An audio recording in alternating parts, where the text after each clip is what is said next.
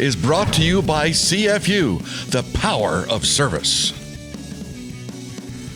Welcome to Panther Sports Talk as we celebrate an amazing 2024. One of my favorite parts was the volleyball season, another championship season, and it will go down in the books as one of the best volleyball seasons in the history of the University of Northern Iowa.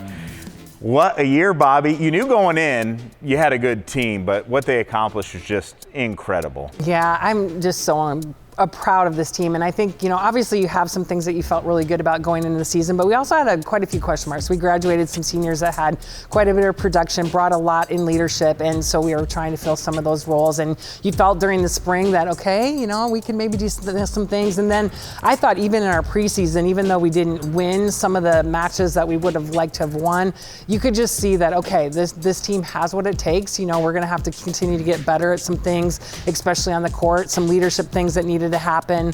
But just, I think one of the things as a coach, when you feel like at the end of the season you have played your very best at the end, that's a huge accomplishment. And I think we were definitely able to say that this year, which is so proud of them for the development throughout the year. It's a long season and just getting everyone to work together. You had a huge over 20 match win streak in there. Put into perspective how it is to every night go out there and continue to play your best in that tough Missouri Valley Conference. Yeah, I think the biggest thing, so we go from the preseason where we schedule in a way that, okay, we're the underdog in a lot of those matches, and then you go into where you were picked first in the conference, and so we feel like we're going to get everyone's best match. And it is hard to win, Eric. I'm telling you, it's hard to win. And I don't think there's any matches where we felt like we went in and just blew anybody out. It's a battle. And just to try to be prepared physically, obviously, but I think the mental side of it is almost even just as challenging when you have the grind of a conference season and being able to play some of the teams for a second time. So you know teams upside down, inside out. They know you upside down, inside out, and to be able to continue to stay motivated and bring your best game every night. And I always talk about it with our team. You're not always going to play here.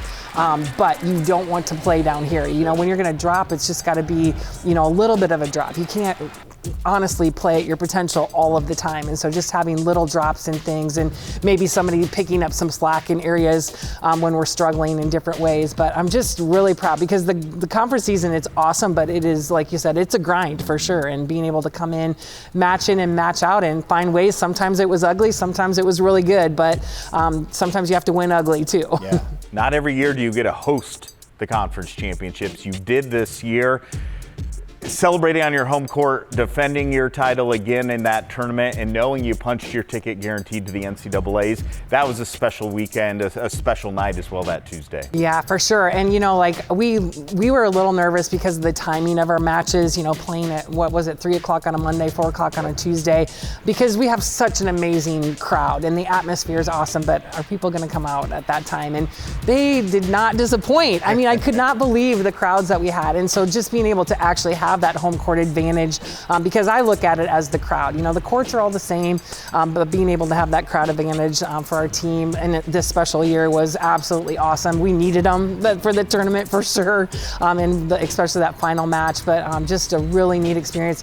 Our administration does a great job of running and hosting the tournament. We always get such great compliments. So just a great way to, put yourself in a position, okay, we want that automatic bid, so we don't have to sit there on Selection Sunday and wonder if we're going to get in. So very proud of our team and all the staff and administration that made that event a great one and one that put us in a position to be able to win. I like birthdays, anniversaries, and milestones. You got 600 career wins. That's a big milestone, Bobbi, this year. Yeah, it's one of those things that you joke that you've been in it a long time, but it's the truth. I have been in it a long time, and I just think that what I love about those milestones is just being able to reflect back on all the awesome and amazing people that were a part of it, whether it's the student athletes, the staff, the administrators. Those wins are theirs just as much as mine, and I would never consider them my wins. So it's just really cool to be able to do that and do it on a year where we're celebrating the 50-year reunion as well. But just so many amazing people, and you just finally get to take a chance to think about all those people. Well, congratulations on that. We'll have more with Bobbi Petersen right after this here on Panther Sports Talk.